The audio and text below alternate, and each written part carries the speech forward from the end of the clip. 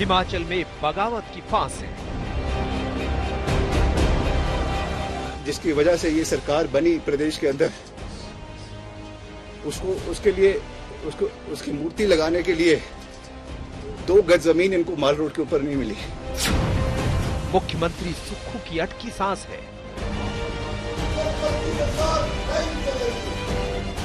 लोकतंत्र में हमेशा सत्यामेव जयते होता है, सत्य की जीत हुई है। एक्शन में बीजेपी फिर बड़ा चांस है। 15 विधायक आज, जिसमें मैं भी शामिल हूं, तो सस्पेंड किया गया।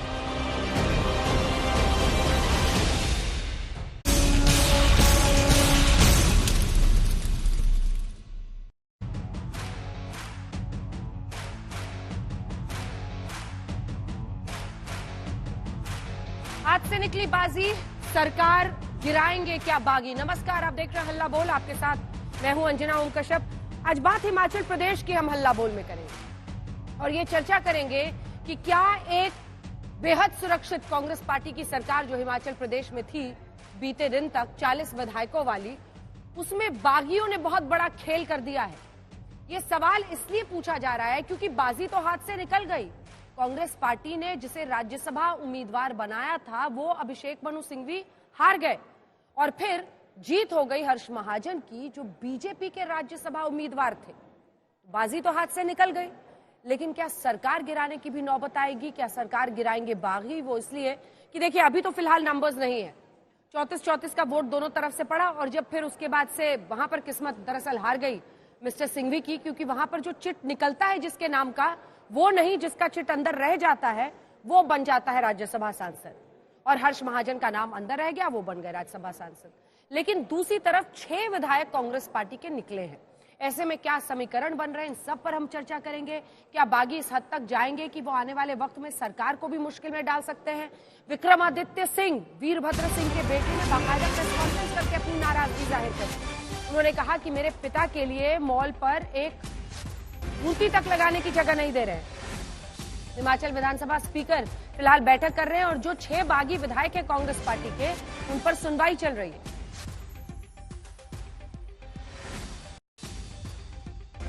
प्रतिभा सिंह, अपनी मां का भी नाम विक्रमादित्य सिंह ने लिया और बोलते बोलते भावुक भी हो गए। इस बीच आपको बता दें, उन्होंने कैबिनेट मंत्री पद से सुबह में इस्तीफा दे दिया। डीके शिव कुमार, भूपेंद्र हुड्डा शिमला पहुंच चुके हैं, जो कि ऑब्जर्वर्स बना के भेजे गए हैं कांग्रेस पार्टी की तरफ से।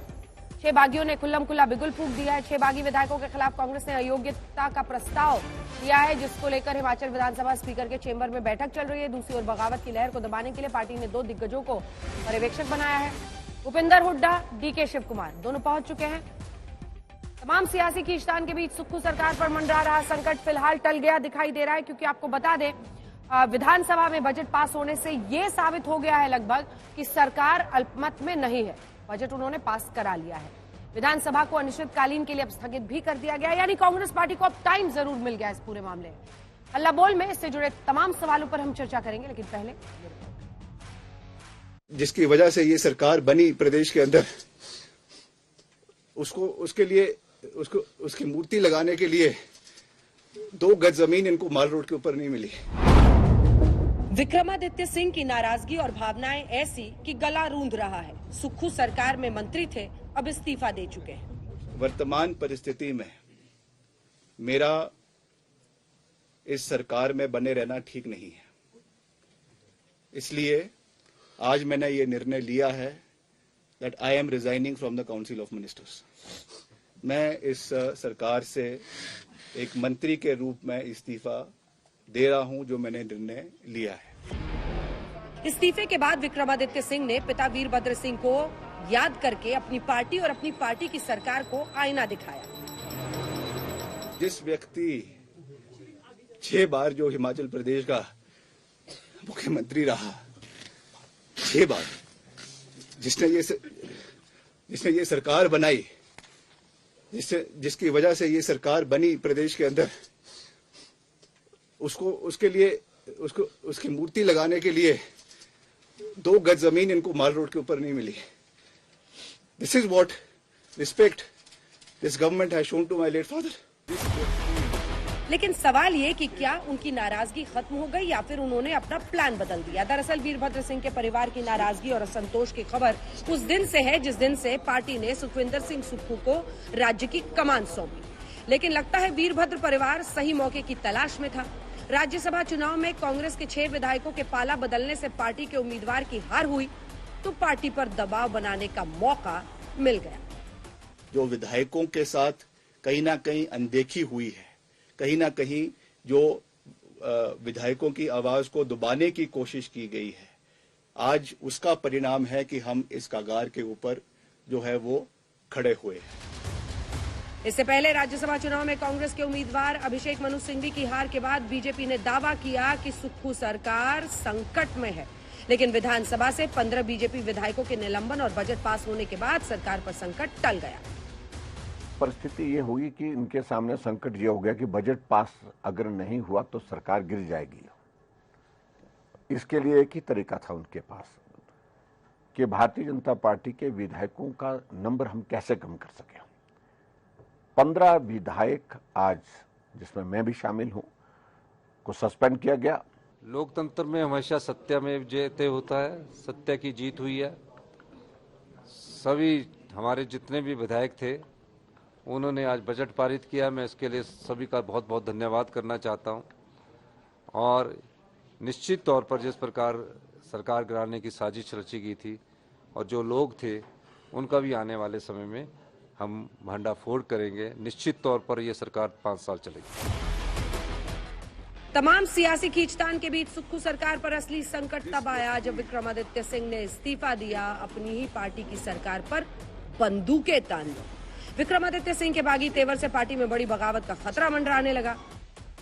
हिमाचल में जो हुआ या जो हो रहा है या जो होने वाला है, उससे एक अहम सवाल खड़ा हो रहा है। कांग्रेस चुनाव में जीत तो जाती है, लेकिन पार्टी के लिए सरकार बनाए रखना क्यों मुश्किल है? आप कांग्रेस से पूछेंगे तो जवाब मिलेगा पार्टी में लोकतंत्र है। लेकिन क्या इसी को लोकतंत्र कहेंगे जब पार्टी जनादेश का सम्मान 5 साल तक बनाकर ना रख पाए? शिमला से सतेन चौहान के साथ आज तक ब्यूरो। गौरव भाटिया जी, राष्ट्रीय प्रवक्ता भारतीय जनता पार्टी के हमारे साथ जुड़ रहे हैं। रोहन गुप्ता जी, प्रवक्ता कांग्रेस पार्टी के। आशुतोष जी हमारे साथ यहाँ स्टूडियो में हैं। विनोद अग्निहोत्री जी हमारे साथ हैं। सतेन चौहान लेकिन सीधा इस वक्त हमारे साथ जुड़ रहे हैं शिमला से। सतेन, अभी सुनवाई चल रही है इन बागी विधायकों के खिलाफ। कांग्रेस के लिए फायदे का सौदा क्या होगा? इनको सस्पेंड कर देना या फिर सुना समझा के उनको अपनी तरफ वापस खींच लेना ही ठीक रहेगा स्ट्रैटेजी वाइज?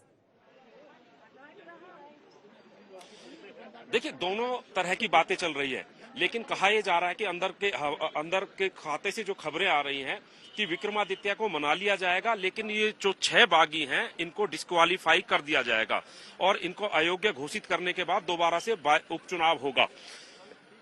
हालांकि अभी स्पीकर इस पर पूरी कानूनी राय ले रहे हैं, क्योंकि पार्टी ने बाकायदा व्हिप जारी किया हुआ था और इन विधायकों ने एब्सेंट रहकर व्हिप का उल्लंघन किया है। तो इनके पास एक कारण बनता है जिसकी वजह से इनको डिस्क्वालीफाई किया जा सकता है। दूसरी बात, अब इसमें कौन जीता कौन हारा, कांग्रेस इसी को अपनी जीत मान रही है कि सरकार बचा ली। भारतीय जनता पार्टी के पास खोने के लिए कुछ नहीं था, एक सांसद की सीट ले ली 25 विधायक होते हुए भी। जिनके 43 विधायक थे वो अपना सांसद नहीं बना पाए, तो भारतीय जनता पार्टी भी जीत गई और कांग्रेस पार्टी इसी में गनीमत बना रही है कि कम से कम चलो सरकार तो बच गई। और अभी फिलहाल जिस जगह पर मैं मौजूद हूं, तस्वीरें थोड़ी सी आपको दिखाता हूं, यहां पर भी गहमा गहमी का माहौल बना हुआ है। भूपेंद्र हुड्डा, डीके शिव कुमार और राजीव शुक्ला यहां पर पहुंचे हुए हैं, मुख्यमंत्री सुक्खू पहुंचे हुए हैं और एक एक करके विधायकों की नब्ज टटोली जा रही है। क्योंकि सबसे बड़ा सवाल ये है कि सुक्खू की सरकार तो बच गई, लेकिन सवाल अब सुक्खू के ऊपर भी है, क्योंकि ज्यादातर विधायकों ने यही आरोप लगाया है कि मनमानी होती है, उनकी सुनवाई नहीं होती है। अभी आपने विक्रमादित्य को सुना, भावनात्मक तरीके से वो बोल रहे थे कि हमारे कामों में इंडिपेंडेंस नहीं है, दखल दिया जाता है। तो सुक्खू सरकार बचने के बाद अब सवाल है क्या सुक्खू भी बचेंगे, और उसी पर मंथन यहाँ पर चल रहा है। तमाम बड़े बड़े नेता पहुंचे हुए हैं और हो सकता है एक तरफ विधायकों का फैसला हो और दूसरी तरफ सुक्खू का भी फैसला हो। तो फिलहाल मीटिंग जारी है दोनों जगह पर। जी अंजना। सतेन, 2 सवाल, छोटे छोटे जवाब दीजिएगा। बीजेपी के 15 विधायकों को सस्पेंड करने के पीछे स्पीकर ने क्या वजह बताई जो एन मास सस्पेंड किया गया? देखिए, सदन में हंगामा हो रहा था और ये विधायक बैल में चले गए थे, वहां पर जाकर इन्होंने पेपर उछाले हैं। खैर, वो स्पीकर का प्रोरोगेटिव होता है, वो इनको जो है सस्पेंड कर सकता है और 15 सस्पेंड कर दिए। 10 विधायकों ने जो बचे थे उन्होंने भी बॉयकॉट किया कई बार सदन का। तो कुल मिलाकर गहमागहमी आज पूरे दिन सदन के बाहर और अंदर मची रही। अंजना, अब अगले सवाल और अहम सवाल, सबसे बड़े सवाल पर आते हैं। वो सवाल ये है कि विक्रमादित्य सिंह ने तो खूंटा गाड़ दिया। आज सुबह कैबिनेट मंत्री पद से इस्तीफा देकर उन्होंने साफ कर दिया है वो हर हाल में चाहते हैं उनकी मां प्रतिभा सिंह को सीएम पद मिले। ये बोलने के अलावा उन्होंने सब कुछ बोल दिया, भाव अपना साफ रख दिया। क्या सुक्खू के मुख्यमंत्री पद पर खतरा है, बावजूद इसके कि कांग्रेस पार्टी की सरकार सुरक्षित दिख रही है? देखिए, मैंने अभी आपसे यही कहा था कि दो तरफ मीटिंगें चल रही हैं। एक तरफ स्पीकर मीटिंग ले रहे हैं बागी विधायकों के ऊपर, तो दूसरी तरफ पार्टी आला कमान के जो पर्यवेक्षक यहां पर आए हुए हैं वो फैसला ले रहे हैं कि सुक्खू रहेंगे या जाएंगे, क्योंकि एक एक विधायक को बुलाया जा रहा है, एक एक विधायक की राय शुमारी ली जा रही है। तो कुल मिलाकर हिमाचल की वादी में गर्माहट मची हुई है। और दूसरी बात मैं आपको ये बताना चाहूंगा, एक माहौल ऐसा था, अब प्रतिभा सिंह पार्टी अध्यक्ष है और सुक्खू मुख्यमंत्री हैं। पहले ऐसा होता था, वीरभद्र सिंह मुख्यमंत्री होते थे और सुक्खू पार्टी अध्यक्ष होते थे। यानी ये जो 36 का आंकड़ा है, ये जो समीकरण है, ये पिछले लंबे समय से चला आ रहा है। सुक्खू भी वीरभद्र सिंह की आलोचना करते थे राजनीति में और जमकर वो खूंटा गाड़ते थे। तो अब थोड़ा रोल बदला है, सुक्खू मुख्यमंत्री बन गए हैं और वो पार्टी अध्यक्ष है। तो ये कोई नई बात नहीं है, राजनीतिक समीकरण वही है और उसी तरह की इनफाइटिंग जो कांग्रेस के हर एक राज्य में होती है वो यहाँ पर भी हो रही है। अंजना, जो सवाल मैं दरअसल पूछना चाह रही थी वो ये था कि अंदर बैठक चल रही है, एक एक विधायक को 1:1 उनके साथ किया जा रहा है ताकि वो बताएं सुक्खू साहब या प्रतिभा सिंह। लेकिन सवाल ये है कि किसके तरफ ज्यादा विधायक दिखाई दे रहे हैं? आपकी समझ और आपकी जानकारी क्या कह रही है, किसकी तरफ ज्यादा विधायक है? देखिए, अभी भी अगर बात करेंगे, मुख्यमंत्री ज्यादातर जो विधायक होते हैं वो पावर के साथ चलते हैं। पावर सेंटर सुक्खू हैं, सुक्खू मुख्यमंत्री हैं। तो सुक्खू को आपको याद होगा जब मुख्यमंत्री बनाया था तब भी इसी तरीके से दबाव बनाया गया था और तब भी विधायकों की राय शुमारी ली गई थी और उस समय में भी विक्रमादित्य और उनकी माताजी प्रतिभा सिंह ने ऐलान कर दिया था कि मुख्यमंत्री तो हॉली लॉज से होना चाहिए था। लेकिन उस समय में भी राय शुमारी ली गई थी और अभी भी राय शुमारी ली जा रही है। अगर नंबर्स की बात करें तो मुख्यमंत्री सुक्खू हैं, उनके पास जो है संख्या अन्य विधायकों की तुलना में उनके पास संख्या बल ज्यादा है। 20-22 का समर्थन सुक्खू ने पहले भी दिखाया था और अभी भी उनके पास तकरीबन 22 के करीब विधायक हैं। तो ऐसे में सुक्खू के पक्ष में विधायकों का समर्थन आना लाजमी है। लेकिन अब चूंकि एक एक विधायक की राय जानी जा रही है, हो सकता है कुछ अंदर मनमुटाव हो। हाँ, वो अब धीरे धीरे ही पता चलेगा। एक आखिरी सवाल है छोटा सा, जो कि पूछना बहुत जरूरी है, सबको ये जानने का मन करेगा। देखिए, अगर हम पूरे खेल को देखें, बीजेपी ने अपना सांसद बना दिया 25 विधायक होने के बावजूद और अभिषेक मनु सिंह भी वहां से लौट आए, बिना सांसद चुने गए। बीजेपी को फायदा, कांग्रेस अपनी सरकार बचाकर खुश है कि चलो बजट हमने पास करा लिया, बजट सत्र सैनेट आयोग। लेकिन असल खेल तो लगता है इन 6 विधायकों के साथ हो गया है, क्योंकि अब उन्हीं के ऊपर ये तलवार लटक रही है। खेल तो इनके साथ हो गया है। देखिए अंजना, बिल्कुल सही कहा आपने, ये घर के रहे ना घाट के, ना कांग्रेस के रहे और बीजेपी में जा नहीं सकते। और अब जब उपचुनाव होगा तो एक बार फिर से इनको चुनावों में जाना होगा। लेकिन एक बात है कि ये ऐसे ही तो भाजपा में गए नहीं होंगे, इन्होंने भी कोई ना कोई सौदेबाजी की होगी, कोई ना कोई नेगोशिएशंस की होंगी। तो घाटे का सौदा मुझे नहीं लग रहा किसी के लिए भी है। हाँ, इतना जरूर है कि एक बार फिर से इनको जनता के बीच में जाना होगा। अब जनता इनको सर आंखों पर बैठाती है या धूल चटाती है, वो चुनाव के बाद पता चलेगा। लेकिन घाटे का सौदा ना विधायकों के लिए रहा है। ठीक है, आप कह रहे हैं कि उनके लिए भी घाटे का सौदा ये नहीं रहा है। देखते हैं क्या होता है आगे, पार्टी उन पर क्या एक्शन लेती है। कोई भी जानकारी हो सत्यन आप इशारा कीजिएगा, फौरन आपका रुख करेंगे। सत्यन हमारे सहयोगी ग्राउंड जीरो पर मौजूद है, जहां पर विधायकों के साथ इस वक्त 1-to-1 कर रहे हैं डीके शिव कुमार और भूपेंद्र हुड्डा। वहां राजीव शुक्ला भी है, बताया जा रहा है, कांग्रेस पार्टी के तमाम नेता, ये जानने के लिए कि वो क्या चाहते हैं, क्या वाकई सुक्खू साहब के खिलाफ शिकायत है, नहीं है। लेकिन इन सब के पीछे कहा जा रहा है, गौरव भाटिया जी, कि जो डोर है वो आपके हाथ में है। अंजना जी, आपको याद होगा एक बहुत ही फेमस फिल्म थी जिसका नाम था जो जीता वही सिकंदर, और उसमें एक गाना था, वो सिकंदर ही दोस्तों कहलाता है, हारी बाजी को जीतना जिसे आता है।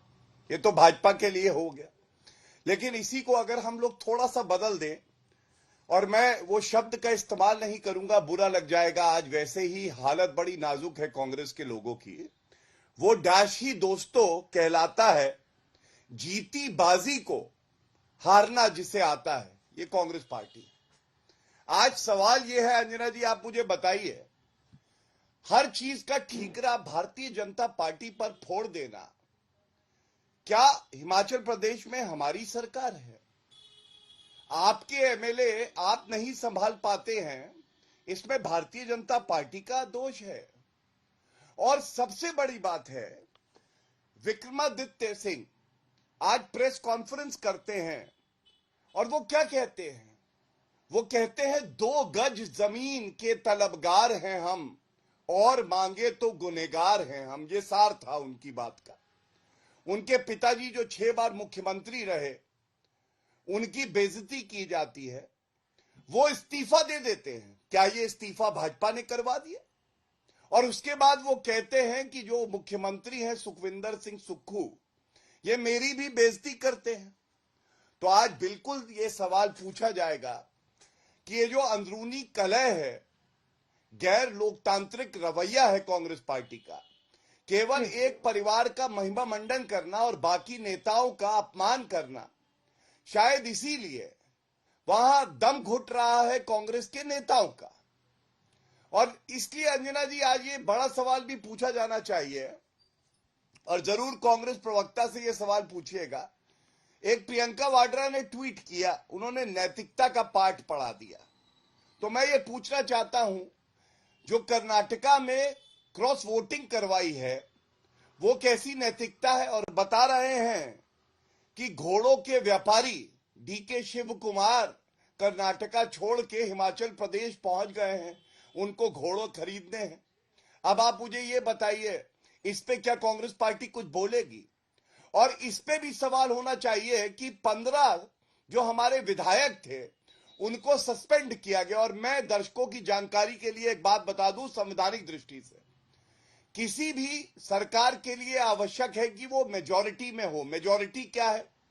जो उस विधानसभा की स्ट्रेंथ है, उसका आधा +1, मतलब 68 प्लस का आधा 34 + 1। जब ये वोट पड़े तो 34 और 34 पड़े अंजना जी, और पूर्ण बहुमत के लिए 35 वोट चाहिए थे। इसका मतलब जो सुक्खू जी की सरकार थी, उसको पूर्ण बहुमत था ही नहीं। अब अगर फ्लोर टेस्ट होता तो वो सरकार गिर जाती, क्योंकि बजट लाना एक मनी बिल है। इसलिए इन्होंने 15 जो एमएलए हैं उनको सस्पेंड किया और वोटिंग भी नहीं हुई, वॉइस वोट से बजट को पारित कर दिया। ये क्या दर्शाता है? जो राहुल गांधी चिल्लाते हैं ना विदेशी धरती पे, ये वही लोकतंत्र की हत्या करी है हिमाचल प्रदेश के स्पीकर ने और मुख्यमंत्री ने और कांग्रेस पार्टी ने। ठीक है, सांसदों के निलंबन पर आपकी पार्टी खूब आवाज उठाई है, और रोहन जी उठाना भी चाहिए, लेकिन जब एनमास 15 विधायकों को निलंबित किया जाता है सिर्फ इसलिए क्योंकि आपको अपना बजट पास कराना है, तो फिर वो क्या लोकतांत्रिक मूल्यों के आधार पर होता है? दूसरा, मतलब शायद इतिहास में बहुत कम ऐसे उदाहरण मिलेंगे जब सत्ताधारी पार्टी, जिसके पास मतलब इतनी कंफर्टेबल पोजीशन में 40 विधायक, और जीत जाते हैं बीजेपी के सांसद जो राज्यसभा के बने हर्ष महाजन, उनके उम्मीदवार। बाद में अब आपके सारे दिग्गज पहुंचे वहां मैनेजमेंट करने के लिए। हर्ष महाजन को जैसे खड़ा किया गया था, तभी आपको समझा क्या कांग्रेस पार्टी के मैनेजमेंट में बहुत बड़े लूप होल्स नहीं है? और जब आप नैतिकता पढ़ाइएगा ना क्रॉस वोटिंग पे, तो कर्नाटक को जरूर याद करिएगा, क्योंकि वहां पर बीजेपी वाले ने क्रॉस वोटिंग की है। बिल्कुल अंजना जी, पहली बात तो भाजपा ने जो लोकतंत्र की हत्या की सुपारी ली है, पूरा देश इसका प्रदर्शन देख रहा है, और रोज नए नए प्रयोग भाजपा लेके आ रहा है। पहले हमने चंडीगढ़ में देखा कि उनको लगा कि आंकड़े नहीं बन रहे हैं, तो किस प्रकार से वोटों की चोरी की पूरे देश ने देखा। सुप्रीम कोर्ट में लताड़ लगाई, फिर भी भाजपा नहीं सुधरी। 2-3 जो काउंसिलर है उनको भाजपा प्रवेश कराया, वहां पे उनको मुक्की खानी पड़ी। और जिस प्रकार से अभी गौरव भाटिया बात कर रहे थे कि जो है कांग्रेस के लोगों का दिल घुटता है।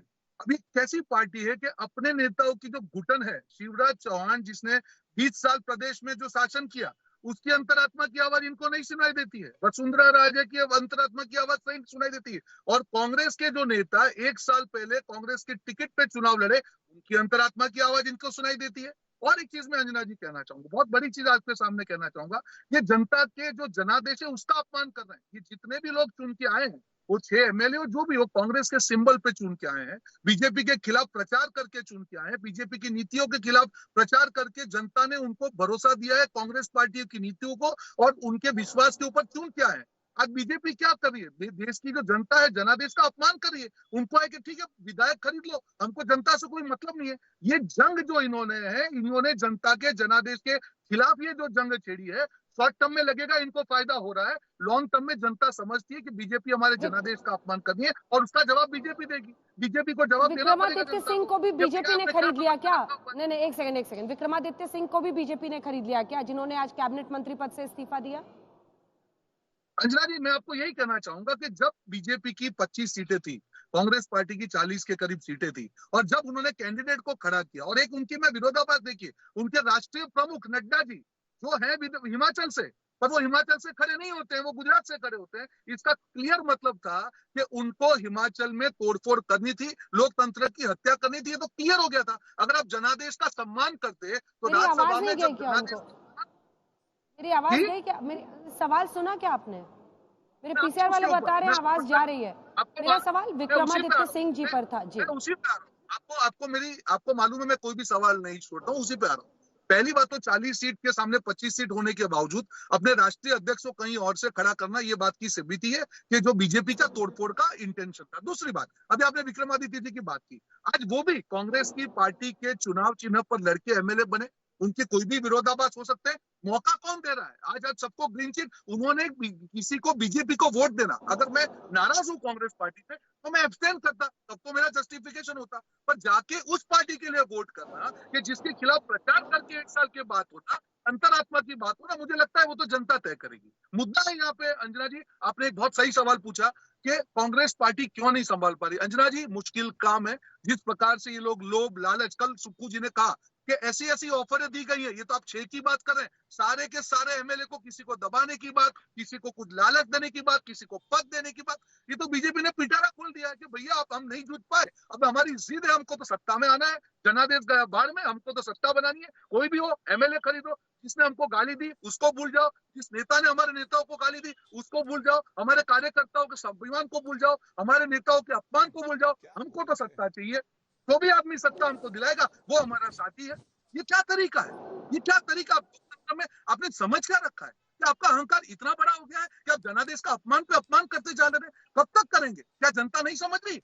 शॉर्ट टर्म में आपको लग रहा है कि आप दूसरे नेताओं को तोड़ के अपने नेताओं को सर पे बिठा के काम करेंगे। लॉन्ग टर्म में नहीं चलेगा अंजना जी, मैं आपके सामने आज बोल के जा रहा हूँ। हर चीज की एक लिमिट होती है। आप सत्ता का दुरुपयोग करिए पर इतना मत करिए। यहाँ पे तो आप ऐसा बोल रहे हैं, एकदम समझ में आ रहा है कि आप लोग समाज संभाल लेंगे, सब कुछ संभाल लेंगे, लेकिन कुछ तो वजह है ना। तभी तो अभी 2 लोग माथापच्ची कर रहे हैं ना, 3 लोग, जिसमें डीके शिव कुमार है, जिसमें हुड्डा साहब है, जिसमें राजीव शुक्ला है। सब पूछ रहे हैं ना कि सुक्खू साहब से क्या क्या दिक्कत है, विधायकों से बात कर रहे हैं ना।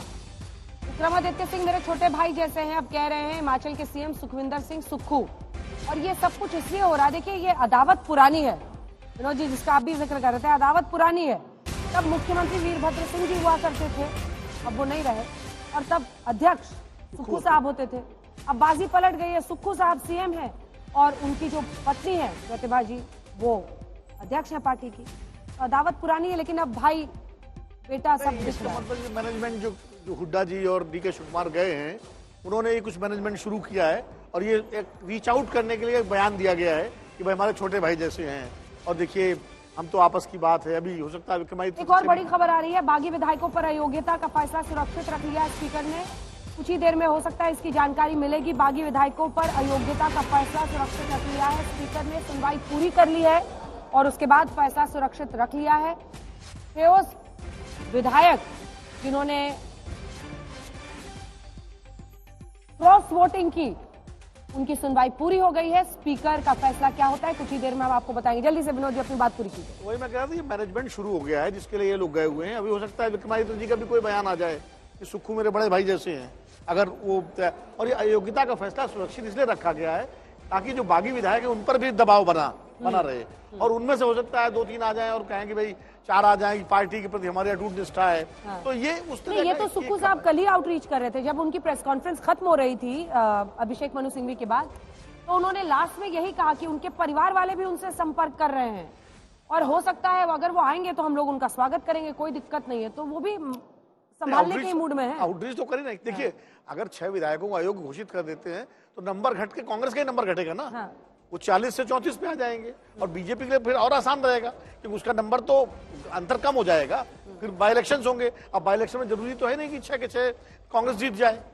तो ये खतरा तो कांग्रेस भी महसूस कर रही है। हाँ। इसलिए इन विधायकों को कोशिश की जाएगी रीच आउट करके वो धीरे अपना जो है, अभिषेक मनु सिंघवी के तो हार गए चुनाव, अब वो चैप्टर तो क्लोज हो गया। अब सवाल है सरकार बचे और सरकार मजबूती से चले। ठीक है, बिल्कुल आशुतोष जी, ये कांग्रेस पार्टी को रेगुलरली इस तरह की बातचीत करनी चाहिए नेताओं को भी। मैं इसलिए बोल रही हूँ क्योंकि देखिए ना, हर राज्य में, जैसा पहले भी मैं कह रही थी, सचिन पायलट भाव वाला एक ना एक व्यक्ति इनके पास है। अब इन्होंने मध्य प्रदेश में हाथ जलाया, पूरा जो जिसे ऑपरेशन लोटस कहा जाता है कई राज्यों में, वो हम दिखा रहे हैं आपको, क्योंकि एक बड़ा बड़ा हिस्सा टूट के चला जाता है विधायकों के साथ, एक नेता के साथ। तो बीच बीच में ये संवाद विधायकों के साथ क्या कांग्रेस पार्टी को अंतराल पे, रेगुलर इंटरवल्स पे नहीं करना चाहिए? क्योंकि देखिए वहां पर सचिन पायलट है, वहां पर ज्योतिरादित्य सिंधिया निकल गए, आप हर राज्य में देखिए कोई ना कोई ऐसा खड़ा है। यहाँ पर विक्रमादित्य खड़े हैं। देखिए, कांग्रेस पार्टी में हमेशा से धड़ेबंदी रही है, हमेशा से फैक्शंस रहे हैं और वो फैक्शंस आपस में टकराते भी रहे हैं। वहाँ महत्वाकांक्षाएं है कि आप, मैं मुख्यमंत्री बनूं या मैं मुख्यमंत्री बने, मुझे एमएलए बने, एमपी बनना है। महत्वपूर्ण सवाल ये कि आप इन महत्वाकांक्षाओं का मैनेजमेंट कैसे करते हैं, आप फैक्शंस के बीच में एक, जिसे कहते हैं ना, ट्रूस कैसे पैदा करते हैं। मध्य प्रदेश के अंदर कमलनाथ और दिग्विजय सिंह को पैदा करने में नाकाम रहे, इससे सरकार से भी गए और ज्योतिरादित्य सिंधिया भी छोड़ के चले गए। लेकिन राजस्थान के अंदर अगर आप देखें तो अशोक गहलोत न केवल अपनी सरकार बचा के ले आए, बल्कि सचिन पायलट भी पार्टी के अंदर बने रहे। यह मैनेजमेंट होता है। आप कर्नाटक के अंदर देखिए, डीके शिवकुमार और सिद्धरमैया दोनों एक दूसरे के लिए राजनीति में बड़े प्रतिद्वंदी हैं। डीके शिवकुमार हमेशा चाहते थे कि मुख्यमंत्री बने क्योंकि वो जिता के लेके, लेकिन फिर भी उस कॉन्ट्रडिक्शन को मैनेजमेंट के तरीके रखा गया। अब हिमाचल प्रदेश की जो स्थिति है, वह पहले दिन से पता था कि वीरभद्र सिंह का जो परिवार है वो महत्वाकांक्षी है, वो उनकी विरासत को आगे लेना चाहता है, वो मुख्यमंत्री बनना चाहते हैं। तो ये तो चुनाव के पहले से इसका मैनेजमेंट होना चाहिए था। अब जब मैनेजमेंट करना शुरू किया तो देखिए, मैं कह रहा, मेरे छोटे भाई भी हैं, ये पॉलिटिकल स्टेटमेंट है। ये पॉलिटिकल स्टेटमेंट अगर इस चुनाव के पहले से करते तो दिक्कत नहीं पैदा होती। आपने विक्रमादित्य की पूरी प्रेस कॉन्फ्रेंस सुनी हो तो उन्होंने ये भी शिकायत की कि मेरे मंत्रालय में कामकाज में भी अड़ंगा डाला जाता है, कई बातों पर शो कॉज नोटिस। अगर इस तरह की आप अदावत रखेंगे तो फिर तो ऐसे मौकों पर आप दावत दे रहे हैं मुश्किलों को। देखिए अंजना, एक बात समझिए, जो मुख्यमंत्री है, प्रधानमंत्री है, वो तो उसका काम है कि सरकार उसके नाम पे चलती है, तो वो मंत्रियों को, मंत्रालयों को उस तरीके से फ्री हैंड कभी नहीं दे। किसी की भी सरकार हो, कोई भी सरकार हो, जैसी भी सरकार हो, अगर इस मनमोहन सिंह छोड़ के, मनमोहन सिंह दो एक लोग थे जो सोनिया गांधी के नाम पे पॉलिटिक्स करते थे, अदरवाइज मोरलेस ठीक ठाक था, मैनेजमेंट ठीक था उसमें। दिक्कत यहाँ पे आ रही है कि अगर जब आपको पार्टी से निकलने का कोई बहाना चाहिए, जब आपको बगावत के लिए बहाना चाहिए, तो कोई भी बहाना आप ले लीजिए कि मेरे मामले में दखल। मुख्यमंत्री अगर नहीं पूछेगा आपके डिपार्टमेंट में क्या हो रहा है तो कैसे सरकार चलाएगा? वो तो पूछेगा ही पूछेगा। और इस आधार पर अगर किसी को दिक्कत हो रही है तब तो केंद्र की सरकार तो एक दिन नहीं चलेगी। गौरव भाटिया जी वापस आकर मामला वहीं पर पहुंच रहा है, राज्य दर राज्य। यह आरोप लग रहा है कि आप लोग कहते हैं कि हम लोगों से प्रभावित होकर सब चले आ रहे हैं, ना हमने बुलाया है, ना हम उनको न्योता दे रहे हैं, ना हम कोई डील दे रहे हैं, ना कोई हम पैकेज दे रहे हैं। लेकिन यूपी में भी तो ऐसा हुआ, मास एक्सोडस, मतलब 7 विधायक एक राज्यसभा चुनाव के चक्कर में फिसल गए समाजवादी पार्टी के हाथ से। तो आप सोचिए कि क्या स्थिति है। अंजना जी, पहले जो कांग्रेस के प्रवक्ता ने कहा उनकी बात का उत्तर दे दूं। 3 सवाल थे। पहला सवाल यह था कि कर्नाटका में जो क्रॉस वोटिंग हुई है वो लोकतंत्र की हत्या है या नहीं है। मैंने उत्तर नहीं सुना, हो सकता है आपने सुना हो। दूसरा सवाल पूछा गया था, ये जो 15 विधायकों को सस्पेंड कर दिया स्पीकर ने हिमाचल में, ये कितना उचित है, क्या ये उचित भी है? तो कोई हमें उत्तर नहीं मिला। तीसरा सवाल पूछा था कि जो मंत्री थे कल तक, जिन्होंने कहा 2 गज जमीन के तलबगार हैं हम और मांगे तो गुनहगार हैं हम, मेरे पिताजी की बेइज्जती होती है जो कि वरिष्ठ कांग्रेस नेता रहे हैं, 6 बार मुख्यमंत्री रहे हैं, और उन्होंने कहा मेरी भी बेइज्जती होती है, मुझे काम नहीं करने दिया जाता है, इसका भी उत्तर नहीं मिला। देखिए, आपने जो बात कही ना, मैंने उसी को आगे बढ़ाते हुए कहूंगा 2 वजह मैं मानता हूं। पहली वजह है कि हां, नरेंद्र मोदी जी आज वो नेता है, किसी भी पार्टी का कार्यकर्ता और नेता क्यों ना हो, उसको मन ही मन पता है कि यही वो नेता है जो भारत को और मेरे प्रदेश को प्रगति के रास्ते पे आगे लेके जाएगा। और दूसरी बात है, जिस पार्टी में वो होता है, चाहे वो समाजवादी पार्टी की टूटी पंचर साइकिल हो और चाहे वो कांग्रेस का टूटी उंगलियों वाला हाथ हो, दोनों के दोनों ना अंदरूनी लोकतंत्र दे पाते हैं ना सम्मान दे पाते हैं। जहां पे गधा खाए च्यवनप्राश और घोड़ा खाए घास, वहां यही होगा, और अंजना जी यही हो रहा है। इसीलिए मैं कहना चाहता हूं कि देखिए, ये सरकार ज्यादा दिन चलेगी नहीं, चाहे जितने गौरव जी, आप तो परिवारवाद के खिलाफ बोलने वाले थे। पूछा जाएगा कि आप तो हमेशा परिवारवाद के खिलाफ बोलते थे, आप क्यों चाहते हैं कि विक्रमादित्य सिंह को, जो कि वीरभद्र सिंह जी के बेटे हैं, उनको या उनकी माता जी को वहां सीएम बनाया जाए? वो परिवारवाद नहीं होगा, क्योंकि शीर्ष पद देने के बराबर है ना वो तो। नहीं अंजना जी, मैं समझ नहीं पाया आपका प्रश्न। ये किसने कहा कि उनको मुख्यमंत्री बनाया जाए? आज भी वो कांग्रेस पार्टी में है, उनका अंदरूनी मामला है, वो जिसको चाहे बनाए। मैंने तो एक तथ्य रखा कि विक्रमादित्य ने एक प्रेस कॉन्फ्रेंस करके गंभीर आरोप कांग्रेस पार्टी पे लगाए हैं और इस्तीफा दिया है। ये तथ्य रखना तो कोई गलत बात है नहीं। और एक बात मैं और कहूंगा, इन्होंने कहा लोकतंत्र की सुपारी दे रखी है, तो देखिए दोहरापन क्या होता है, गिरगिटान से ज्यादा ये रंग बदलते हैं। मैं आपको 4 उदाहरण दूंगा। सबसे पहले, क्रॉस वोटिंग कर्नाटका की अच्छी है, लेकिन उत्तर प्रदेश या हिमाचल प्रदेश की खराब है, ये कांग्रेस का पैमाना है। पार्लियामेंट में जो सांसद हैं, अगर वो चेयर पे फाइल मारे, गाली गलौज करें, उप राष्ट्रपति की मिमिक्री करे और सस्पेंड हो जाएं, तो वो गलत है। लेकिन अगर विधायक भाजपा के सस्पेंड हो जाए तो वो ठीक है।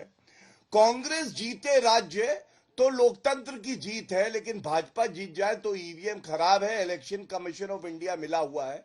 और अंत करूंगा, देखिए, कहते हैं चंडीगढ़ का जो फैसला सर्वोच्च न्यायालय का आया, ये बहुत अच्छा आया, स्वागत होना चाहिए। लेकिन जब राफेल का करारा तमाचा पड़ा था राहुल गांधी के गाल पे, तो वो ठीक नहीं था। सर्वोच्च न्यायालय को मोदी जी चला रहे थे। आप मुझे बताइए, ऐसे दोहरे मापदंड क्या भारतीय राजनीति में हो सकते हैं? और मैं एक सवाल उठा के अपनी बात को अंत करता हूं, जो पर्यवेक्षक अब बनाए जा रहे हैं, क्या अंजना जी ये पहले नहीं बनाए जा सकते थे? अगर कांग्रेस पार्टी अपने विधायकों की बात सुनती तो मैं समझता हूं एक अच्छा उदाहरण भी पेश करती और ना बात यहां तक आती। अब ठीकरा हम पे फोड़ना है तो आप फोड़ रहे हैं, लेकिन देश जानता है कि कमी कहां है। कमी आपके अंदर है, जिसको आप जो है सुलझा नहीं पा रहे। रोहन जी, अब जवाब दीजिए, अगर यशवंतपुर में कर्नाटक के जो विधायक हैं एसटी सोमशेखर, वो क्रॉस वोटिंग कर लेते हैं, तो वहां पर तो लोकतंत्र बड़ा सुरक्षित है। क्यों? क्योंकि वो कांग्रेस शासित राज्य है। ये दलील कहां से चलेगी सर? एक और विधायक है अरबैल हेब्बार साहब, जिन्होंने एब्सटेन कर दिया। मैं बीजेपी के प्रवक्ता की तरह सवालों से भागूंगा नहीं, मैं सारे सवालों का जवाब दूंगा। मैंने जो सवाल पूछे, एक का भी जवाब उनके पास नहीं था कि क्यों कांग्रेस के नेताओं की अंतरात्मा की आवाज सुनी जाती। देखिए अंजना जी, जब ये चुनाव डिक्लेयर हुए राज्यसभा में, ये जो नया मॉडल है, बीजेपी ने जब गुजरात के चुनाव हुए थे तब से इन्होंने ये मॉडल को इंट्रोड्यूस किया 2017 से। बाकी कभी भी राज्यसभा को ये माना जाता था कि भाई ठीक है, जो पार्टियां हैं अपने प्रपोर्शन के हिसाब से कैंडिडेट डिक्लेयर करती है और वो चुन के आते हैं। एक नया मॉडल इन्होंने शुरू किया कि उनकी सत्ता की लालच वहां पे भी बोल रही थी। जब कर्नाटक के चुनाव डिक्लेयर हुए, उत्तर प्रदेश और हिमाचल, ये तीनों जगह पे भाजपा ने अपना संख्या बल नहीं होते हुए भी अपना कैंडिडेट, वहां पे जेडीएस का कैंडिडेट किया, यूपी में उन्होंने 8वां कैंडिडेट किया और हिमाचल में तभी ये तय हो गया था कि भाजपा जो है अपना जो भी सो कॉल्ड अपना ऑपरेशन लोटस है लोकतंत्र की हत्या पे जुट चुकी है। तो क्या हमारी कर्नाटक में चुनी हुई सरकार है, चुनी सरकार, उसको बचाना जो है ये भाजपा को फॉलो करना कैसे? हम तो प्रोटेक्शन तो करेंगे ना। हमको मालूम है कि भाजपा तोड़फोड़ की राजनीति करेगी, कहीं ना कहीं हमारे जो अंतरात्मा की आवाज वाले जो जिनकी जाति है उनकी और अंतरात्मा की आवाज बिकेगी, जिसका फायदा भाजपा उठाएंगे। तो हम तो प्रोटेक्शन तो करेंगे ना। हम लोकतंत्र का अपमान नहीं कर रहे हैं। हमने कहीं पे भी भाजपा की चुनी हुई सरकार को गिराने का प्रयास नहीं किया है, पर हमारा अधिकार है लोकतंत्र में कि जो भाजपा की हत्या कर रही है उसके सामने हम रक्षा कैसे करें। वही हमने किया कर्नाटक में, वो भी हम नहीं करें क्या? मतलब भाजपा जो हत्या करती जाए, आप करें तो सेल्फ प्रोटेक्शन, वो करें तो लोकतंत्र की हत्या। ये दलील कहां से चलेगी sir? Cross voting is cross voting, simple है। अगर कोई अपनी पार्टी छोड़ के दूसरी पार्टी के लिए वोट कर रहा है, उसके पीछे मंशा देखी जाएगी। एक सेकंड सर, एक सेकंड। जो स्पीकर है उनसे हमारे सहयोगी मंजीत ने बात की है, कुलदीप सिंह पठानिया साहब से, और उसके बाद से एक बार सत्येंद्र को भी कनेक्ट कीजिएगा, उससे जल्दी से अपडेट लेंगे कि क्या कर रहे हैं वो, विधायकों के पर क्या फैसला लिया गया है। सुनाइए क्या कह रहे हैं स्पीकर। कांग्रेस के जिन विधायकों ने क्रॉस वोटिंग की थी उन पर कुछ वायलेशंस का आरोप है और एक पिटीशन हिमाचल प्रदेश के विधानसभा अध्यक्ष कुलदीप सिंह पठानिया के पास मूव की गई है। उसकी सुनवाई हुई, लेकिन उन्होंने ऑर्डर रिजर्व रख लिया है। इनसे जानने की कोशिश करते हैं। पठानिया जी, सबसे पहले तो ये जानना चाहेंगे कि एलिगेशन है क्या?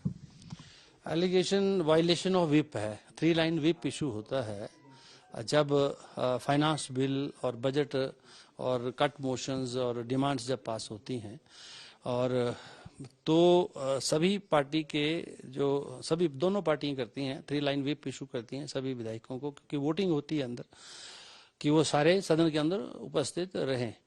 तो यहाँ जो ये 6 विधायक हैं, इन्होंने उस विप का डिफाइंस किया है, और डिफाइंस किया है तो उसकी वायलेशन हुई है। विप की वायलेशन जो है वो कवर्ड है एंटी डिफेक्शन लॉ के अंदर।